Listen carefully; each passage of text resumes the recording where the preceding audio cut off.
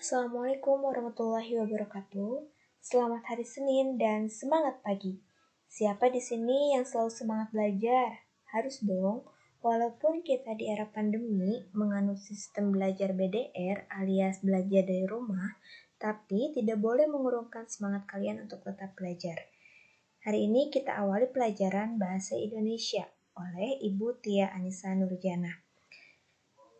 Sebelum kita belajar, mari kita berdoa terlebih dahulu sesuai kepercayaan masing-masing. Kita mulai ya pelajaran hari ini. Seperti yang sudah dijelaskan minggu yang lalu, bahwa di semester 1 ini ada 4 materi. Yang pertama adalah tentang teks deskripsi, yang kedua tentang cerita fantasi, yang ketiga teks prosedur, dan yang keempat adalah teks observasi. Maka kita awali bab pertama yaitu tentang teks deskripsi. Nah, seperti yang ditugaskan minggu lalu, kalian harus mendownload di Play Store buku Bahasa Indonesia Elektronik dengan kode pencariannya adalah BSE Bahasa Indonesia kelas 7 kurikulum 2013 atau K13. Sudah download belum?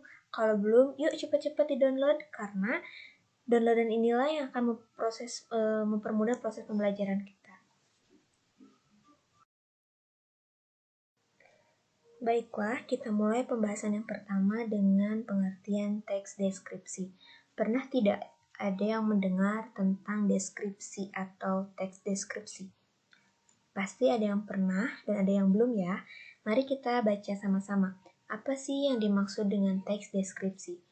Katanya, teks deskripsi adalah sebuah teks yang menggambarkan secara jelas objek, tempat, atau peristiwa yang sedang menjadi topik, sehingga pembaca seolah-olah merasakan langsung apa yang diungkapkan dalam teks. Paham belum? Kalau belum paham, kita lihat slide selanjutnya.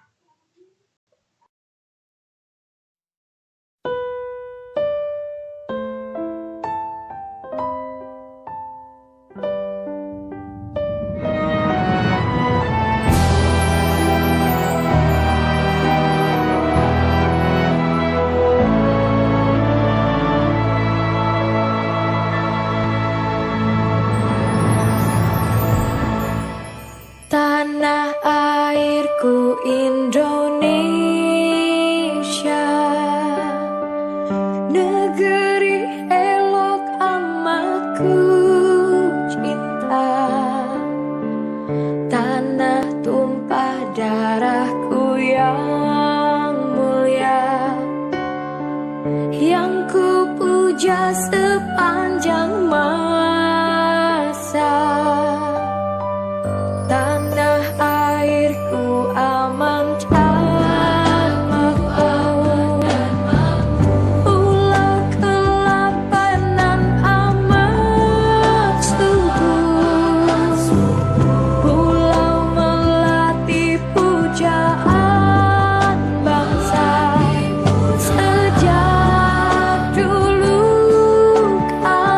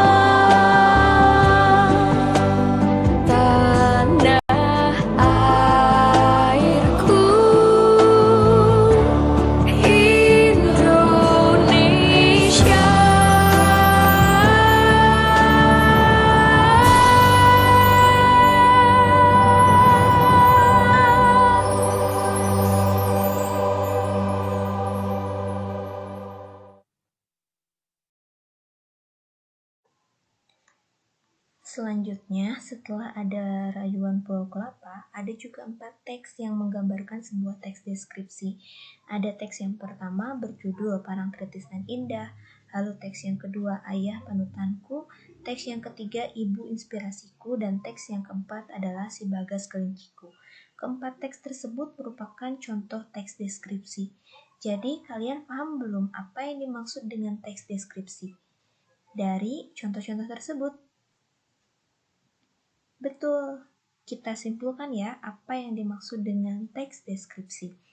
Jadi intinya teks deskripsi itu adalah teks yang menggambarkan atau teks yang menceritakan sebuah objek. Objek itu banyak, antara manusia, hewan, tempatnya juga banyak. Sekolah kita, gedung-gedung, tempat wisata itu adalah tempat. Digambarkan secara jelas sehingga orang yang membaca teks tersebut seolah-olah merasakan apa yang terjadi di dalam teks tersebut. Nanti kita bahas lebih dalam lagi ya di slide selanjutnya. Untuk lebih memahami materi ini, minggu kemarin Ibu sudah tugaskan kalian di halaman 6.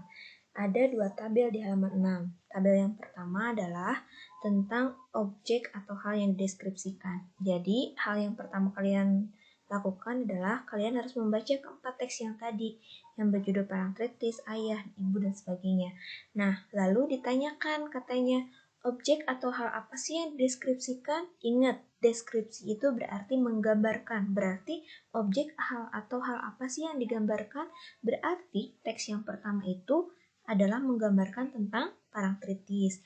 Yang kedua, menggambarkan tentang sosok ayah. Yang ketiga, menggambarkan tentang ibu. Dan yang keempat, menggambarkan seekor kelinci. Bukan Bagasnya ya, tapi seekor kelinci yang dinamai Bagas. Setelah kita tahu apa sih yang dimaksud dengan teks deskripsi, maka sekarang yang akan kita bahas adalah tujuan teks deskripsi.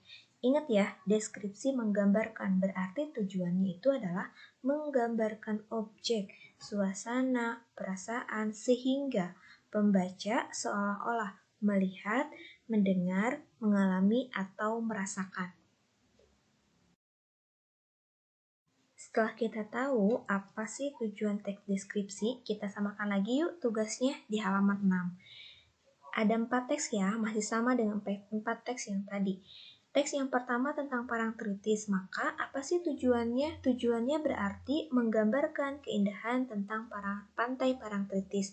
Yang kedua, berarti itu menggambarkan atau menceritakan sosok seorang ayah yang menjadi panutan. Dan yang ketiga, menceritakan ibu yang menjadi sumber inspirasi. Dan yang keempatnya adalah menceritakan seekor kelinci yang dinamai Bagas. Nah, dari kedua tugas tadi, siapa sih tugasnya yang sudah? Kalau masih salah, tidak apa-apa ya, kita kan masih belajar. Materi selanjutnya adalah tentang isi teks deskripsi. Jadi, teks deskripsi itu isinya apa sih? Yang pertama adalah perincian bagian-bagian objek. Karena deskripsi itu sifatnya adalah harus jelas, harus menggambarkan secara jelas, maka isinya pun adalah tentang perincian. Harus terinci apa saja sih bagian-bagian objek yang digambarkan atau dideskripsikan. Yang kedua yaitu menggambarkan secara konkret atau nyata. Dan yang ketiga adalah bersifat personal. Nah, materi selanjutnya adalah penggunaan bahasa teks deskripsi. Pada sebuah teks deskripsi, tentunya kita harus mengetahui apa kaidah-kaidah kebahasaan atau aturan kebahasaan yang ada pada teks deskripsi. Yang pertama adalah bahwa teks deskripsi itu menggunakan kata khusus.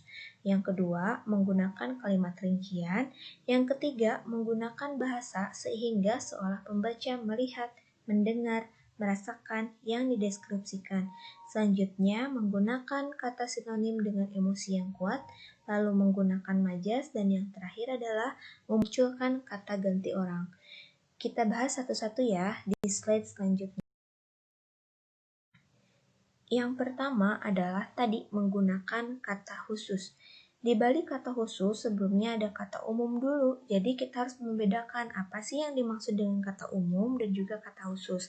Kalau kata umum berarti pembahasannya adalah umum alias luas, masih luas. Sedangkan kata khusus berarti pembahasannya itu lebih sempit. Contohnya di sini adalah baik. Baik itu masih luas, dikatakan baik itu seperti apa sih? Contohnya ramah. Lalu yang kedua ada menggerakkan. Menggerakkan juga bersifatnya luas, artinya adalah luas. Tapi ada yang lebih khusus lagi, yaitu mengibaskan. Lalu selanjutnya bentuk. Kata umumnya bentuk berarti kata khususnya adalah misalnya rupa. Lalu indah. Indah juga luas. Kata khususnya itu adalah elok. Selanjutnya ini warna. Warna itu kata umum karena pembahasannya luas, tapi bisa dipersempit dengan kata khusus, yaitu bahwa warna itu ada merah, kuning, hijau, dan sebagainya. Selanjutnya ada melihat. Melihat juga merupakan kata umum karena kata khususnya itu bisa jadi adalah menengok, melirik, melotot. Nah, itu juga kan kata khusus. Jadi, melihat itu umum, tapi menengok, melotot itu adalah kata khusus. Dan yang terakhir, contoh yang terakhir adalah membawa. Membawa itu kata umum, maka kata khususnya bisa memikul. Apalagi coba kata khusus dari membawa. Betul, menjinjing misalnya ya, dan sebagainya. Yang kedua adalah menggunakan kalimat rincian. Bagaimana kalimat rincian itu, Bu? Nah, kalimat rincian ini kita contohkan langsung saja ya, di tugas kalian juga nih, kita samakan. Yang pertama, ibuku orang yang sangat baik. Itu masih bersifat umum, karena baik itu umum. Jadi dirinci kalimatnya, seperti ini contohnya. Dia berusaha menolong semua orang. Dia ramah dan tutur katanya lembut kepada siapa saja. Maka kalimat rincian itu kan sudah termasuk ke arah baik. Lalu yang kedua, ayahku orang yang sabar. Orang yang sabar itu bagaimana sih? Maka dirinci dengan menggunakan kalimat perincian. Misalnya, dia tidak mengeluh saat menghadapi masalah. Lalu yang ketiga adalah kelinciku manja. Yuk deskripsikan bagaimana sih kalau kelinci manja dengan menggunakan kalimat perincian. Contohnya di sini adalah kelinciku senang sekali jika aku mengelusnya. Nah, yang terakhir sengaja nih ibu belum isi. Misalnya kalimatnya adalah suasana sore di pantai Parangtritis sangat mengagumkan. Itu kan kalimatnya masih umum. Kalian gunakan kalimat perinciannya, deskripsikan yuk lebih jelas, lebih rinci lagi, misalnya apa?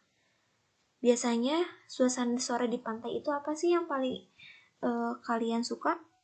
Misalnya melihat terbenamnya matahari kan? Nah, maka kalimat perinciannya bisa seperti ini.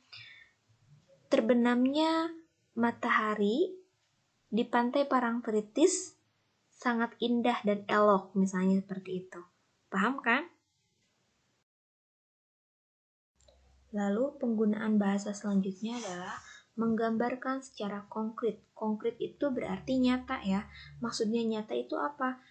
Maksudnya nyata adalah tadi, deskripsi tadi itu membuat pembaca seolah-olah melihat, mendengar, dan merasakan. Maka di sini juga kita akan membuat contoh bagaimana sih kalimat seolah-olah kita dapat melihat, kita dapat mendengar, dan kita dapat merasakan. Di sini Ibu tulis adalah 2 contoh ya masing-masing. Yang pertama, contohnya kulitnya kuning langsat. Maka ketika kita mengatakan kulitnya kuning langsat, itu kan indera penglihatan yang berfungsi ya. Lalu yang kedua, bernyanyi kecil. Maka yang berfungsi adalah indera pendengaran, maka seakan dapat mendengar.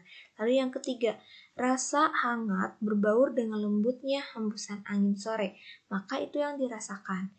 Contoh kedua, wajahnya sebening embun, kita melihat berarti. Yang keduanya, gemericik air menyejukkan, gemericik air berarti kita mendengar. Dan yang terakhir adalah lembut kain ini bagaikan lembut kasih sayang, berarti kalau lembut itu dapat dirasakan. Nih contoh ya, kalian jawab. Sebentar, Ibu kasih contoh. Misalnya, alunan musik itu menenangkan. Silahkan pilih, dilihat, didengar, atau dirasakan. Alunan musik itu menenangkan. Betul, jawabannya adalah seakan dapat didengar. Karena alunan musik itu didengar, pintar. Lalu yang kedua, dia tinggi, maka dilihat, sudah jelas karena itu hanya dapat dilihat. Lalu yang terakhir adalah jeruk itu pahit.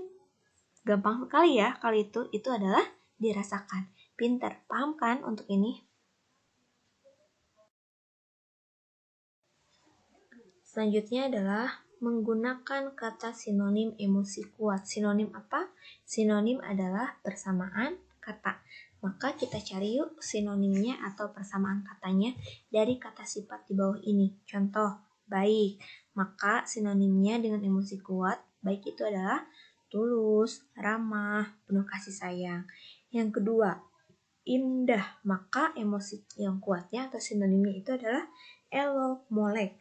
Lalu kuat itu berarti tangguh, perkasa. Lalu kuning itu ada kuning kemilau, kuning gelap, dan sebagainya. Lalu merah juga sama, ada merah menyala, dan sebagainya.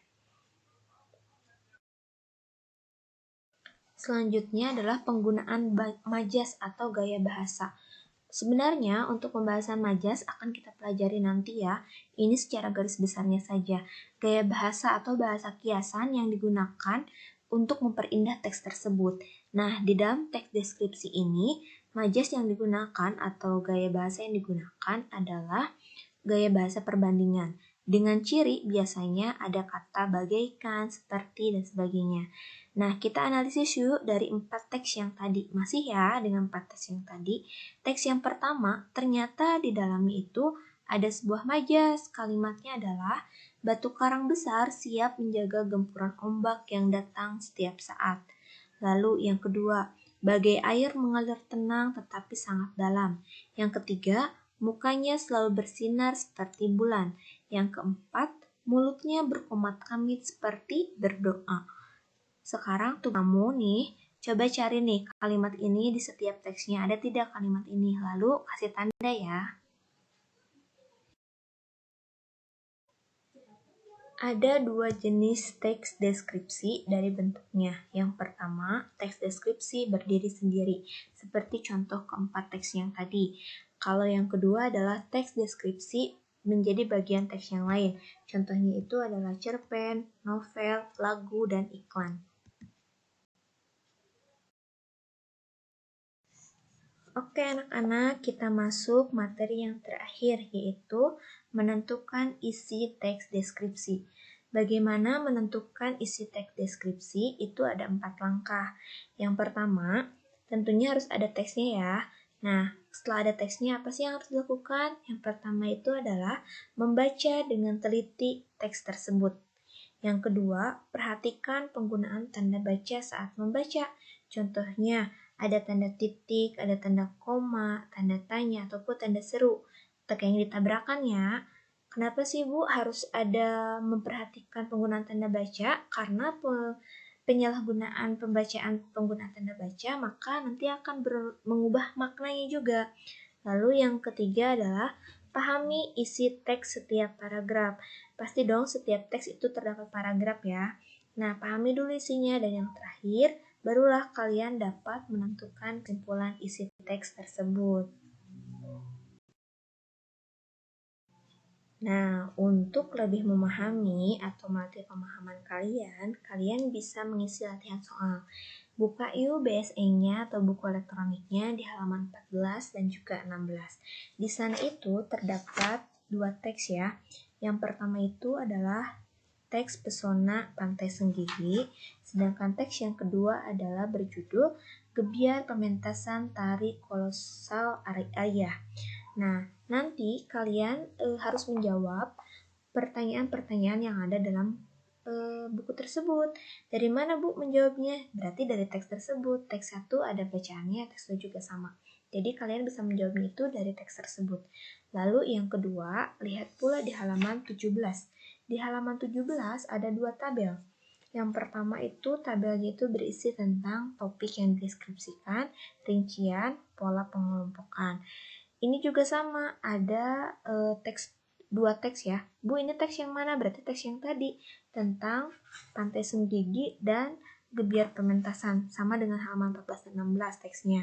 Nah, yang harus kalian isi adalah misalnya ini, topik utama yang dideskripsikan berarti teks 1 itu membahas apa sih? Teks yang kedua juga sama membahas apa?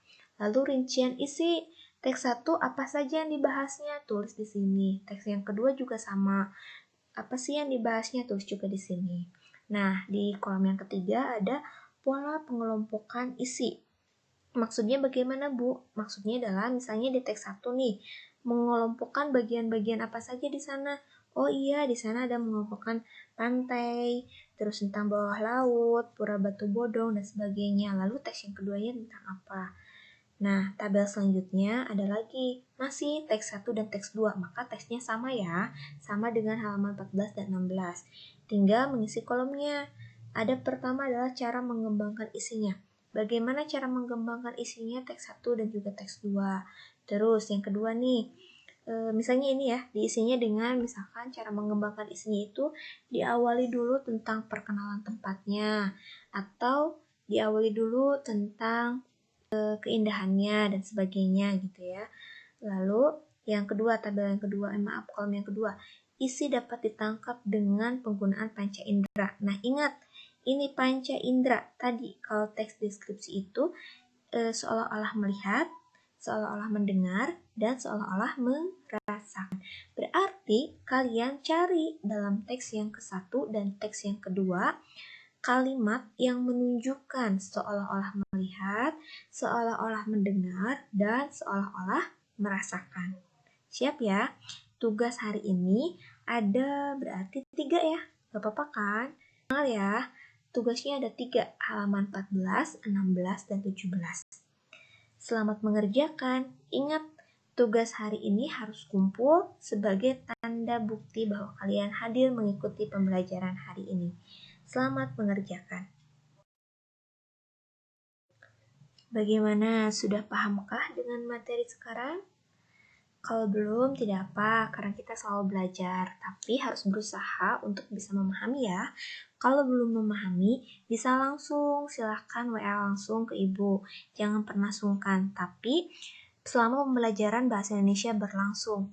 Berarti untuk kelas 7 pada pukul 7.30 sampai 9.30. Mohon maaf apabila ada pertanyaan di luar jam itu, nanti dijawabnya agak terlambat ya. Lalu selanjutnya, jangan lupa tugasnya, karena tugasnya itu akan dianggap sebagai kehadiran kalian. Kalau ada tidak mengerti tugasnya, boleh pula ditanyakan. Selanjutnya lagi, apabila ada yang kurang berkenan atau ada kesalahan dari ibu minta maaf.